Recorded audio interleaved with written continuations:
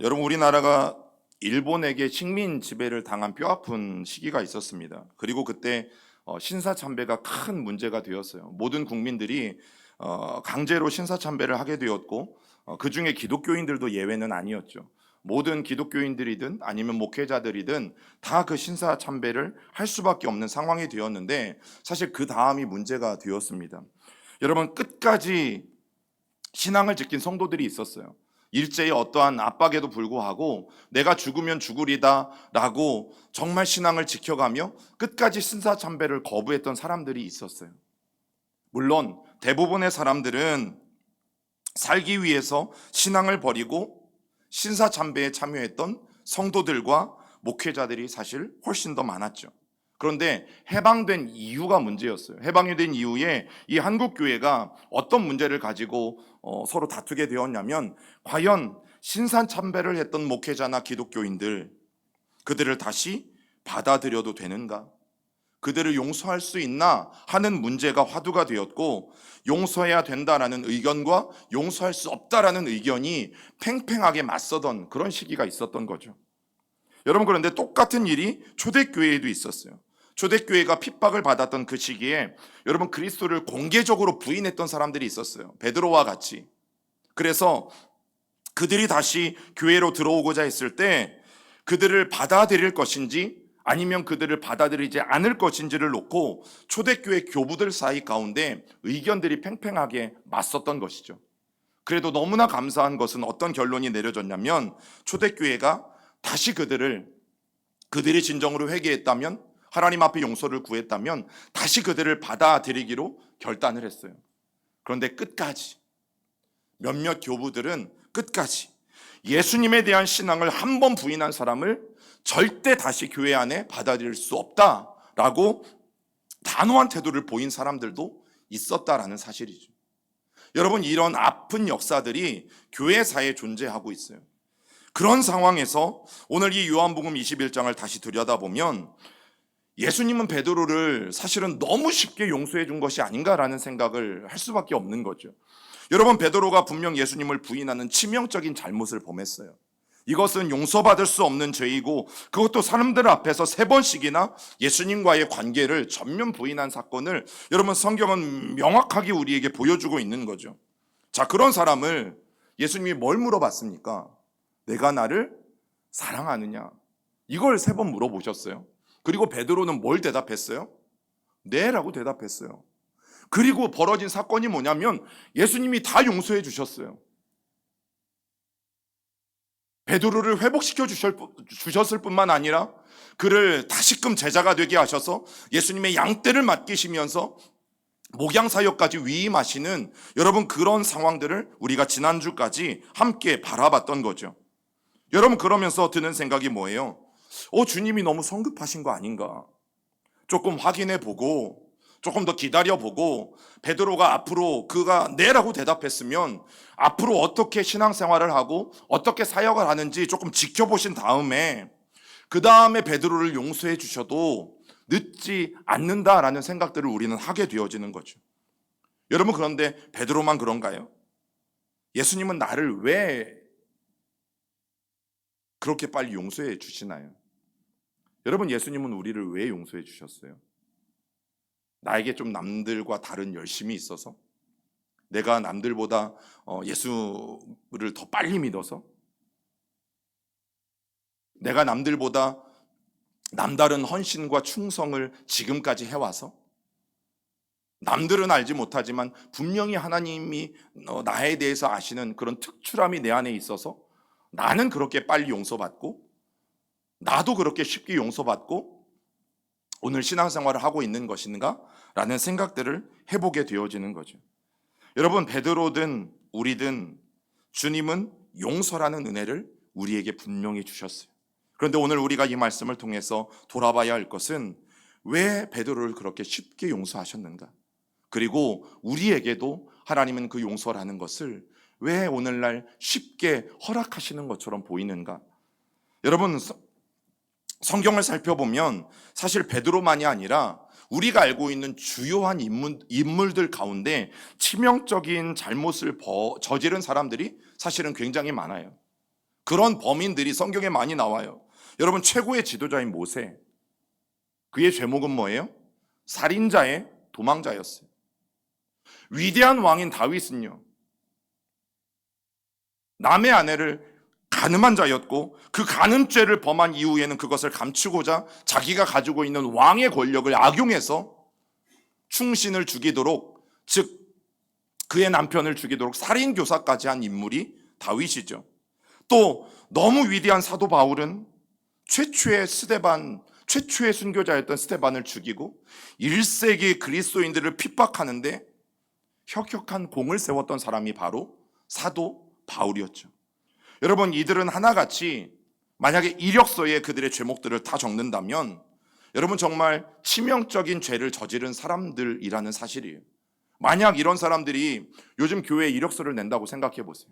교회에서 목회자를 뽑는데 여러분, 이력서를 냈어요. 그런데 이력서를 보니까 이런 전력들이 있어. 그러면 과연 교회에서 이 사람들을 뽑을까요? 아니죠. 여러분, 이런 사람들이 오늘날 뽑혀가지고 귀한 하나님의 사역들을 감당할 일은 절대 없을 거예요. 그러나 성경을 보면 우리의 그런 생각과 상관없이 그런 치명적인 죄를 범한 사람들이 용서를 받아요. 그리고 하나님 나라의 역사를 위해서 너무도 귀하게 쓰임 받았다라는 것을 성경은 분명하게 기록하고 있죠. 여러분, 우리가 계속 보고 있는 이 요한복음 21장에서도 예수님의 제자 명단에서 사실은 영구 제명되고 영구 퇴출되어야 될 1호가 누구예요? 베드로입니다.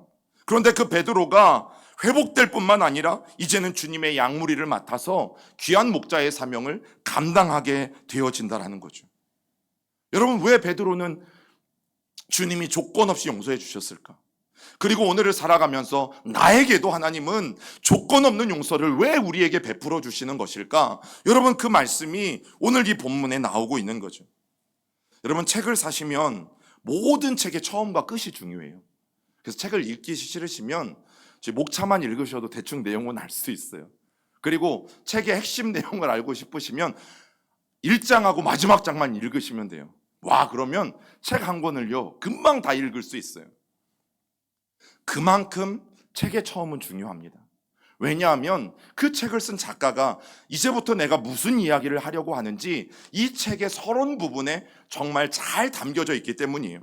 여러분, 그러면 이 요한복음 21장은 지금 요한복음에서 가장 어디 부분에 속해 있어요? 마지막 부분에 속해 있어요. 이 요한복음의 주된 내용이 무엇인지를 알고자 한다면 여러분, 우리도 1장으로 거슬러 올라가면 돼요. 다 같이 요한복음 1장 29절을 같이 읽어봅니다. 시작. 이튿날 요한이 예수께서 자기에게 나오심을 보고 이르되 보라, 세상 죄를 지고 가는 하나님의 어린 양이로다. 여러분, 이 말씀이 오늘 선포되어지는 장면이 어떤 장면이냐면 세례 요한이 광야에서 주님의 길을 예비하면서 세례도 베풀고 하늘나라의 복음을 선포하고 있을 때 여러분, 인간의 몸으로 오신 예수님께서 하나님과 사람들 앞에 공생의 첫 시작을 알리시면서 처음 자신의 몸을 드러내시는 굉장히 극적인 장면을 여러분, 사도 요한은 오늘 자신의 요한복음 첫 장에 기록하고 있는 거예요. 그런데 이 극적인 장면을 묘사하면서 세례 요한이 예수님을 보고 뭐라고 말합니까? 보라, 세상 죄를 지고 가는 하나님의 어린 양이도다 라는 놀라운 예언적인 선포를 하고 있는 것들을 보게 되어지죠. 자, 이게 요한복음의 서두예요. 요한복음의 1장이에요. 그렇다면 이제 사도 요한은 앞으로 어떤 이야기를 하게 될까? 바로 예수 그리스도의 공생의 첫 만남을 그가 기록하면서 그가 정말 21장이 되기까지 하고자 하는 주된 내용이 뭐냐면 세상 죄를 지고 가는, 세상의 죄들을 대신 지고 가시는 어린 양이신 예수 그리스도에 대해서만 얘기할 것을 오늘 이 요한복음은 우리에게 말해주고 있는 것이죠. 여러분, 요한은 21장까지 지속되는 동안 다른 얘기 안 할 거예요. 삼천포로 안 빠질 거예요. 죄송하지만 오직 요한이 하고자 하는 얘기는 세상의 모든 죄를 대신 지고 가시는, 우리의 모든 죄를 대신 지고 가시는 어린 양 되신 예수 그리스도에 대해서만 그는 21장이 될 때까지 끝까지 이야기해 갈 거예요. 여러분, 요한복음 1장이 바로 그 사실을 우리에게 말해주고 있는 거예요. 더욱이 요한복음 서두에서 세례 요한을 어떻게 표현하냐면 하나님으로부터 보냄받은 사람이라고 말해요. 그 말의 의미가 뭐예요? 세례 요한이 한 말, 즉 보라 세상 죄를 지고 가는 하나님의 어린 양이로다. 이것은 사도 요한 개인적인 생각이 아니라, 개인적인 의견이 아니라 바로 하나님께서 예수 그리스도를 우리에게 그렇게 보내주셨음을, 세례 요한의 선포가 거짓말이 아니라 사실인 것을 우리에게 분명히 말해주는 것이죠. 여러분, 그래서 요한복음을 1장부터 21장까지 집중해서 읽다 보면 요한복음의 중간중간에 어떤 내용들이 나오냐면 예수 그리스도가 높이 들리실 것이다, 이런 내용들이 중간중간에 나와요. 요한복음 3장 14절에 모세가 광야에서 뱀을 든 것 같이 인자도 들려야 하리니, 8장 28절에 이에 예수께서 이르시되 너희가 인자를 든 후에 내가 그인 줄을 알고 또 내가 스스로 아무것도 하지 아니하고, 마지막 요한복음 12장 32절 33절 같이 읽어봅니다. 내가 땅에서 들리면 모든 사람을 내게로 이끌겠노라 하시니, 이렇게 말씀하심은 자기가 어떠한 죽음으로 죽을 것을 보이심이로라. 여러분, 중간중간에 계속해서 공통적으로 표현되어지는 말이 뭐예요? 들린다. 이 들린다라는 말은 뭡니까? 예수께서 모든 사람들의 죄를 대신해서 십자가에 달리실 것을 요한은 계속해서 말하고 있는 거죠. 여러분, 이 세 구절만이 아니라 요한복음의 많은 구절들이 직접적으로 아니면 간접적으로 예수 그리스도의 십자가의 죽음을 분명하게 우리에게 말해주고 있어요. 이처럼 그리스도의 대속적 죽음에 대한 강조가 요한복음 전체를 지나가고 있어요. 치유의 기적도 나타나고 우리가 바라는 기적들도 요한복음에 많이 나타나지만, 정말 요한이 우리에게 말해주고자 하는 것은 예수 그리스도의 대속적인 죽음입니다. 우리가 이 중요한 진리, 이 중요한 핵심 내용을 빼먹고 요한복음을 읽는다면 여러분, 우리는 요한복음을 이해할 수 없고 왜 하나님이 베드로를 그렇게 쉽게 용서해 주셨는지 그 이유조차 알지 못하게 되어지는 거죠. 그러니까 세상 죄를 지고 가신 이 유월절 어린 양이신 예수님의 죽음을 빼놓고는 여러분, 우리는 요한복음을 해석할 수도 없고 요한복음을 대할 수도 없고, 그래서 요한복음 전체는 오직 그리스도의 십자가 아래서만 여러분 해석될 수 있고 우리가 읽어 내려가야 돼요. 그러면 오늘 여러분들과 나누고자 하는 것이 무엇이라고 말씀드렸어요? 베드로의 회복 이야기를 우리는 어떻게 바라보아야 하는가? 이 세상을 살아가는 동안에도, 그리고 교회의 역사를 보더라도 예수님을 배신한 사람들을 다시금 교회 안에서 한 가족으로, 일원으로 받아들일 것인지 말 것인지 때문에 수많은 논쟁들이 끊임없이 있어 왔던 이 교회의 역사들을 바라볼 때, 많은 사람들 앞에서 대놓고 예수님을 부인했던 베드로를 그렇게 쉽게 용서해 주시는 것이 가능한 일인가? 라는 이 사건에 대해서 우리는 어떻게 바라보아야 될까? 여러분, 처참하게 실패하고 그런 실수한 인생에도 불구하고 베드로가 왜 이렇게 쉽게 용서받을 수 있는지 우리는 사실 이해가 잘 안 가요. 그런데요, 뭐는 이해가 가냐면 내가 용서받은 건 너무 당연하다고 생각해요. 나는 그럴 자격이 있다라고 생각을 해요. 제가 그래요, 제가. 그래도 나는 베드로만큼은 아니잖아. 여러분, 십자가 앞에서 안 달려봐서 그렇지. 지금이 예수님 시대이고 저와 여러분들이 똑같이 저 십자가 앞에, 예수님이 달리실 십자가 앞에 똑같이 서 있다고 생각하면 저도 어떻게 될지 모르겠어요. 저도 어떻게 될지 모르겠어요. 그런데 제 어떤 존재를 생각하면 베드로보다 더하면 더했지 덜하진 않았을 것 같아요. 베드로의 회복 이야기가 단순히 우리 수준에서, 우리 생각에서, 우리 가치관으로 바라보는 것이 아니라 어떻게 해요? 그리스도의 십자가라는 창을 통해서만 바라보아야 돼요. 예수님을 배반한 베드로의 죄가 용서받고 그처럼 처절하게 실패한 제자가 회복될 수 있는 것은 오늘 세례 요한이 선포한 바로 그 말씀, 세상 죄를 지고 가는 어린 양, 바로 그리스도께서 베드로의 죄를 대신 십자가에서 담당하셨기 때문이다라고 여러분, 성경은 우리에게 분명히 말해주죠. 이미 요한복음 서두에서 세례 요한이 예언했던 바로 그 선언, 처참하게 실패한 이 베드로도 용서받을 수 있는 단 한 가지 이유, 하나님의 어린 양이 세상 죄를 지고, 그리고 베드로의 죄도 지고, 그리고 십자가에서 대신 죽으셨기 때문에 여러분 베드로는 용서받을 수 있었던 거예요. 그리고 오늘을 살아가는 저와 여러분, 우리도 아무 조건 없이 용서받을 수 있는 이유가 똑같습니다. 하나님의 어린 양이 세상의 모든 죄를 대신 지고, 그리고 그분은 나의 죄까지도 대신 지고, 그리고 십자가에서 대신 죽으셨기 때문에 우리도 아무런 조건 없이 예수 그리스도의 이름으로 용서받는 놀라운 은혜가 주어졌다라는 사실이죠. 여러분, 그래서 예수님이 3번씩 물어보셨던 네가 나를 사랑하느냐라는 질문은요, 단순한 질문이 아니에요. 예수님이 베드로를 어떻게 사랑하셨어요? 베드로를 사랑하시되 끝까지 사랑하셨고, 그의 죄를 직접 지고 십자가에서 대신 죽으셨고, 그리고 이 실패한 제자를 회복시켜 주시기 위해서 디베랴 바닷가에 3번씩이나 친히 찾아오신 주님의 놀라운 사랑이 결국에는 베드로를 용서하시고, 그리고 내가 나를 사랑하느냐? 라고 묻고 계신 거죠. 여러분, 성경에 자세하게 기록되어지지 않았지만 예수님께서 베드로에게 네가 나를 사랑하느냐? 라고 반복해서 물으셨을 때는요, 이미 주님께서 베드로를 위해서 먼저 목숨을 버리셨고, 먼저 몸을 찢기셨고, 먼저 피를 흘리셨고, 모든 것을 먼저 다해 죽으심으로 먼저 베드로를 사랑하셨죠. 그리고 베드로에게 물어보신 거예요. 네가 나를 사랑하느냐? 여러분, 이거는 우리가 신앙을 갖기 전에도 마찬가지예요. 예수님은 저와 여러분들을 사랑하실 때도 먼저 하셨어요. 그래서 로마서 5장 6절 말씀처럼 우리가 아직 연약할 때에 기약대로 그리스도께서 경건하지 않은 자를 위하여 죽으셨고, 언제 죽으셨어요? 우리가 아직 연약할 때에. 예수님은 경건하지 않은 우리를 위해서 죽으셨다라고 성경은 분명히 말하고 있고, 8절에서는 우리가 아직 죄인되었을 때에 그리스도께서 우리를 위하여 죽으심으로 자기에 대한 하나님의 사랑을 확증하셨다라고 말하고 있죠. 여러분, 주님은 먼저 하셨어요.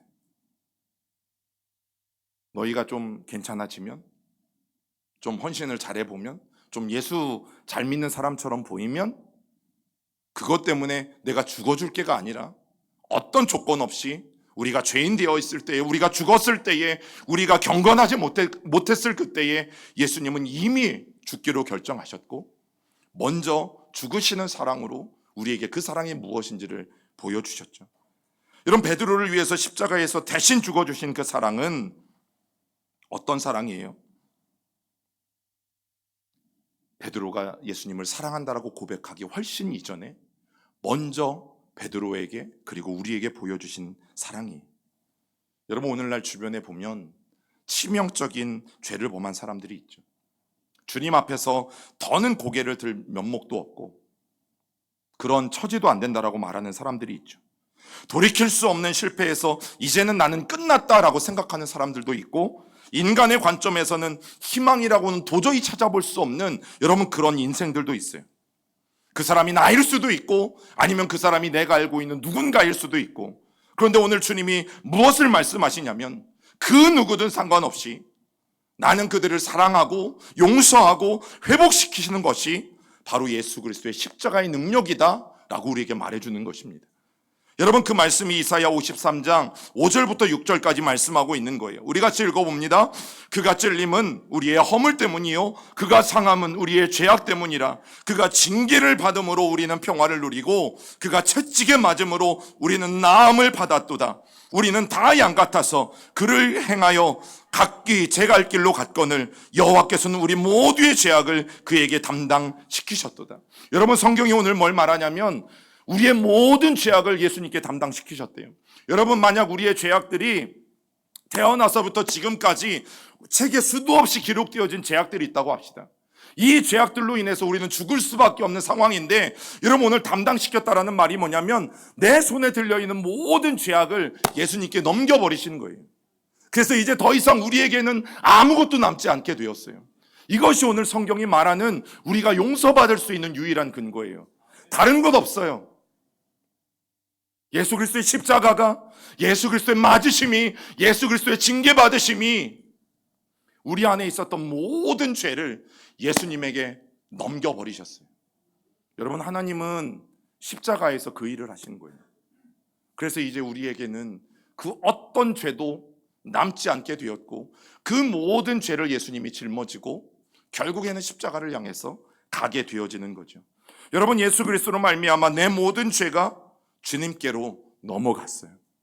그렇기 때문에 조건 없는 용서가 베드로에게도 가능했고 오늘 저와 여러분들에게도 가능한 것이죠.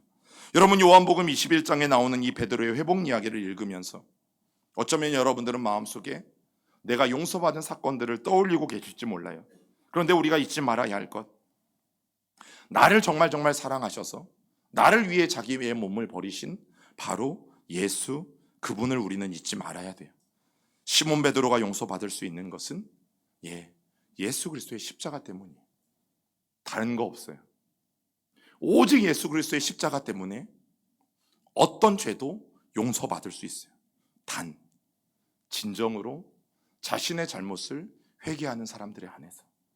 여러분, 무조건적인 용서라고 해서 내가 회개하지 않고 내가 뉘우치지 않고 내가 주님 앞에 고백하지 않았는데 저절로 용서되는 용서를 말하지 않아요. 십자가에서 말하는 그 무조건적인 용서는 그래 내가 용서해 줄 테니까 하나님이 어떤 단서를 달지 않는다는 뜻이죠. 누구에게? 나의 잘못이 무엇이든 얼마나 크든 작든 상관없이 나의 잘못을 처절하게 깨닫고 그 실수와 실패를 예수님 앞에서 직면함으로 주님 앞에 고백하는 사람이라면 오늘 예수님의 그 십자가는 누구의 죄라도 어떤 종류의 죄라도 여러분 용서해 주시는 놀라운 은혜가 있는 것이에요. 베드로가 그렇게 쉽게 용서받을 수 있었던 것은 바로 흠없고 점없는 어린 양 같은 그리스도의 보배로운 피 때문이요, 그리고 친히 나무에 달려서 그 몸으로 우리의 죄를 담당해 주신 예수 그리스도의 고귀한 희생 때문이죠. 여러분, 그래서 이 베드로의 회복 이야기는 누구의 이야기예요? 우리의 이야기예요. 그리고 우리의 이야기는 곧 세상 죄를 지고 가는 하나님의 어린 양 되시는 예수 그리스도의 이야기가 되어지는 거죠. 그러면 오늘 아침 우리가 할 수 있는 것은 무엇이겠습니까? 다시 십자가 앞에 나가는 것이. 여러분, 십자가는 부적이 아니라고 말씀드렸잖아요. 차에 십자가를 걸고 다닌다고 해서 사고 나지 않는 게 아니고, 십자가는 부적이 아니라 우리를 죄와 사망에서 구원하신 놀라운 예수 그리스도의 사랑의 증표죠. 십자가는 귀신을 쫓아내는 영화나 드라마에서 바라보는 여러분 그런 귀신을 쫓아내는 도구가 아니라 정말 우리를 죄와 어둠에서 구원해내신 그 예수 그리스도의 진짜 사랑을 보여주시는 그런 도구가 십자가인 거죠. 여러분, 예수 그리스도의 십자가의 능력을 우리가 바라보고 다시 한번 의지하는 것만이 우리의 살 길이고, 또 넘어지면 또 다시 십자가를 붙드는 것만이 우리가 진정으로 살 수 있는 유일한 길이라는 사실이죠. 여러분, 오늘 성경이 우리에게 말해주는 것은 그것이에요. 그래서 오늘도 우리가 주님 앞에 나아갈 때는 나는 아무 공로 없지만 그 보혈을 의지하고 그 십자가를 의지해서 우리는 오늘도 담대히 예수님 앞에 나아갈 수 있는 것이에요. 여러분, 그렇게 주님이 우리를 용서해 주셨어요. 그러나 그 용서는 절대 쉬운 것이 아니었죠. 예수님의 목숨값으로 우리는 용서받은 사람들이에요. 저는 그 십자가가 부적이 아니라 단순한 기독교의 상징이 아니라 먼저 우리를 사랑해 주신 예수님의 진짜 사랑으로 저와 여러분들의 마음과 삶에 깊이 새겨질 수 있기를 간절히 주님의 이름으로 축원합니다. 우리가